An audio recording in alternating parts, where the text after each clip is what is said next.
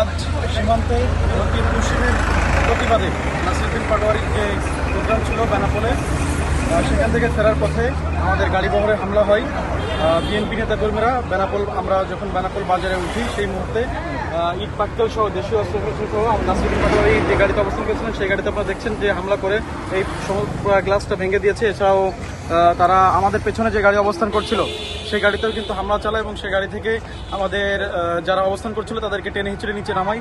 আমাদের ছাত্রশক্তি যশোর জেলার প্রেসিডেন্ট খান মুফতাহুল মুস্তাফিজ আমির তাকে কিন্তু গাড়ি থেকে এক ধরনের নামিয়ে মারপিট করে এবং তাসকিন আহমেদ তাজিম তারা কিন্তু আহত হয় সে সময়। তো আমরা এই যশোর জেলা এনসিপির পক্ষ থেকে আমরা এর তীব্র নিন্দা ও প্রতিবাদ জানাই।